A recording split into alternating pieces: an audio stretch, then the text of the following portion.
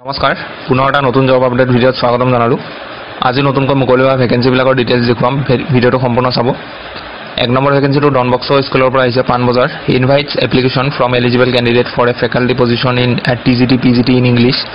Qualification post graduate হ'ব লাগিব English লিটাৰেচাৰত আৰু লগতে BEd লাগিব। আপোনালোকে 10 দিনৰ ভিতৰত এপ্লাই কৰিব লাগিব।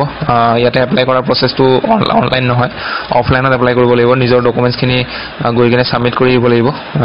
পাণবজাৰ ডন বস্কোত গৈ কিনে ছাবমিট কৰিব লাগিব।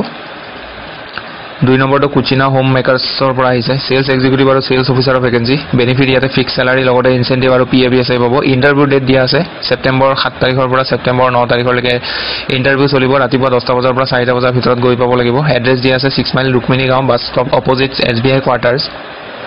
চিনাকি পথ house number 1 Medhi building 2nd floor Guwahati Assam. এইটো এড্ৰেছত গৈ কিনে ইণ্টাৰভিউ দিব লাগিব আৰু ইয়াত কোনো এপ্লিকেশ্যন ফিজ দিব নালাগে। কণ্টেক্ট নম্বৰ দিয়া আছে, যদি কিবা সুধিব লগা থাকে কণ্টেক্ট কৰিব।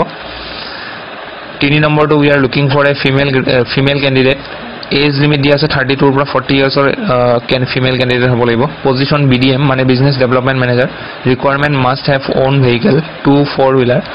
কণ্টেক্ট নম্বৰ দিয়া আছে, কণ্টেক্ট কৰিব ইয়াতে। 4 নম্বৰটো এক্সিকিউটিভ অফিচাৰৰ ভেকেঞ্চি। ফ্লুৱেণ্ট হ'ব লাগিব ইংলিছত।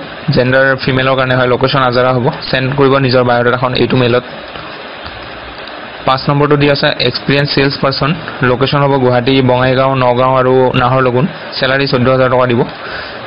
আপোনালোকৰ বায়'ডাটাখন এই মেইলটোত চেণ্ড কৰি দিব। কণ্টেক্ট নম্বৰ দিয়া আছে, কিবা যদি ডাউট থাকে কল কৰি ল'ব। 6 নম্বৰ পোষ্টটো হৈছে eligible Indian candidates are invited to submit their testimonials for appearing an interview for the post of data entry operator. এইটো এটা স্কিমৰ আণ্ডাৰত কাম হ'ব আৰু 3 মাহৰ কাৰণে মানে এপইণ্টমেণ্ট দিয়া হ'ব। Qualification graduation having sound knowledge in computer technology, website development, designing, internet publication with minimum 1 year certificate course, diploma in computer and good communication skill. Fix salary দিয়া হ'ব এইটো।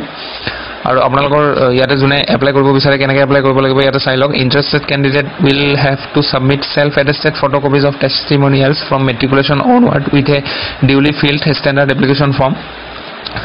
গুগলৰ পৰা ডাউনলোড কৰি ল'ব ষ্টেণ্ডাৰ্ড ফৰ্মখন, সেইখন ফিল আপ কৰিব আৰু আধাৰ কাৰ্ডৰ লগতে এইখিনি ডকুমেণ্টছ আপোনালোকে এটা PDF-ত কৰি কিনে এইটো মেইল ID দিয়া আছে, এইটোত মেইল কৰি দিব।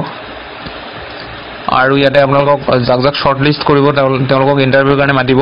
আৰু আপোনালোকে যদি ৱেবছাইটটো তেওঁলোকৰ ভিজিট কৰিব বিচাৰে এইটো ৱেবছাইট দি আছে www.astec.assam.gov.in। আৰু ইয়াতে আপোনালোকৰ এপ্লাই কৰাৰ লাষ্ট ডেটটো হ'ব ছেপ্টেম্বৰ 19 তাৰিখলৈকে। এইটো ASTE কাউন্সিল বিজ্ঞান ভৱনৰ পৰা অহা ভেকেঞ্চি হয়, GS ৰোড গুৱাহাটী। এইটো আছিলে শেষৰটো ভেকেঞ্চি। যদি ভিডিঅ'বিলাক ভাল পায় তেতিয়াহ'লে লাইক কৰি দিব আৰু লগ পাম পুনৰ এটা নতুন ভিডিঅ'ত নতুন ভেকেঞ্চি লৈ আহিম। আজিলৈ আহোঁ, ধন্যবাদ, নমস্কাৰ।